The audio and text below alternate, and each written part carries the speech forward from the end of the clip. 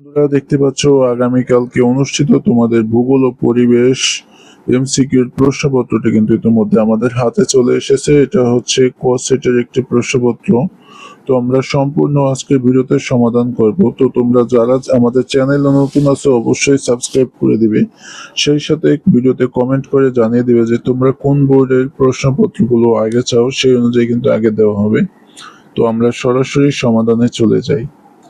দেখো, পরিবেশের সংজ্ঞা একে বলা হয়েছে, পরিবেশের সংজ্ঞা দিয়েছেন কি, এটা হবে সিসি পার্ক।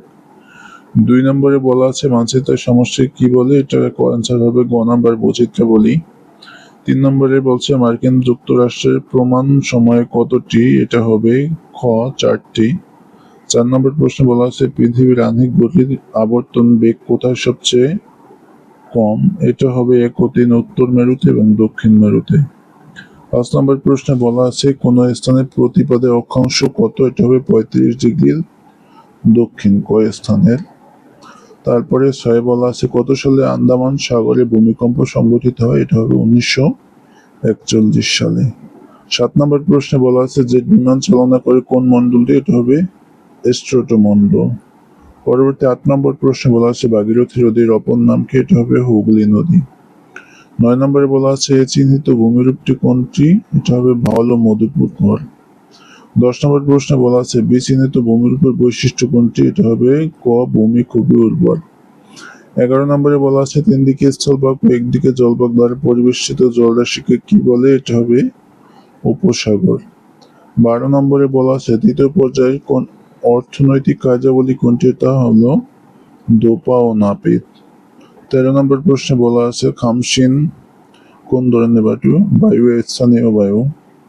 14 নম্বরে পৃথিবীর বৃহত্তম মহীসোপন কোন দেশে অবস্থিত, এটা হবে ইউরোপে। 15 নম্বর সূর্যকে কেন্দ্র করে, এটা হবে 1 ও 2 পৃথিবী পশ্চিম থেকে পূর্ব দিকে ঘুরে এবং শুক্র পূর্ব থেকে পশ্চিম দিকে। আর 16 নম্বরে বাংলাদেশের দ্বিতীয় তেল ক্ষেত্রটি কোথায় অবস্থিত, এটা হবে মৌলভীবাজার জেলায়। পরবর্তী আমরা 17 নম্বর প্রশ্ন করতে চলে যাই। 17 নম্বর বলেছে চাহিদার সাথে কোনো কিছুর উপযোগিতা বৃদ্ধির ফলে কি ঘটে, এটা হবে উন্নয়ন খ নাম্বার। 18 নম্বর বলছে অধিভাগে কোন দুর্যোগকে নির্দেশ করা হয়েছে, এটা মূলত কালবৈশাখীকে নির্দেশ করেছে। 19 নম্বর এ সময় সূর্য কোথায় খারাপ কিরণ দেয়, এটা হবে কর্কট ক্রান্তিতে। 20 নম্বর প্রশ্ন বলা আছে বলপূর্বক অভিবাসন কোনটির প্রভাব হয়ে থাকে, রাজনৈতিক অস্থিরতা। 21 বলা আছে নিচে কোনটি বৃহত্তম রেল স্টেশন, এটা হলো কমলাপুর। তারপর 22 নম্বর বাংলাদেশের ওসাকা জাপানের ওসাকা এলাকায় জনসংখ্যা ঘনত্ব বেশি হওয়ার কারণ, এটা হবে অর্থনৈতিক সমৃদ্ধি এবং অধিক কর্মসংস্থানের সুযোগ। তারপরে বলা আছে দৃশ্যপটে আগে বর্ণিত বসতির প্রকৃতি কোন ধরনের, এটা হবে রৈখিক।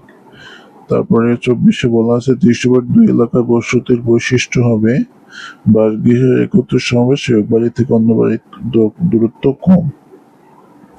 পরবর্তী 25 নম্বরে বলা আছে বিচিহ্নিত স্থানটি পর্যটন কেন্দ্রের স্থান কোনটি, এটা হবে সোনা মসজিদ। তারপর 26 এসডিজি বাস্তবায়নে বাংলাদেশে কমতে পারে তিনটাই হবে নারী নির্যাতন, রাজনৈতিক অস্থিরতা, নৈরাজ্য। 27 বলা আছে জলপথকে কয়টি ভাগে ভাগ করা যায়, এটা হবে ক নাম্বার 2টি ভাগে। 28 প্রথম পর্যায়ের অর্থনৈতিক কর্মকাণ্ডের উদাহরণ হলো তিনটাই। 29 এস নির্দেশিত বায়ুমণ্ডলের স্তর কোনটি, আমরা জানি এটা হবে তাপমণ্ডল। 30 বলা আছে পৃথিবীর ভারসাম্য রক্ষার উপায় বৃক্ষরোপণ। দেখতে পাচ্ছ এইভাবে পর্যায়ক্রমে সব বোর্ডের প্রশ্নপত্র কিন্তু তোমরা আমাদের কাছে পেয়ে যাবে। তো অবশ্যই আমাদের চ্যানেলটি সাবস্ক্রাইব করে পাশে থাকা বেল বাটনটি বাজিয়ে দিও।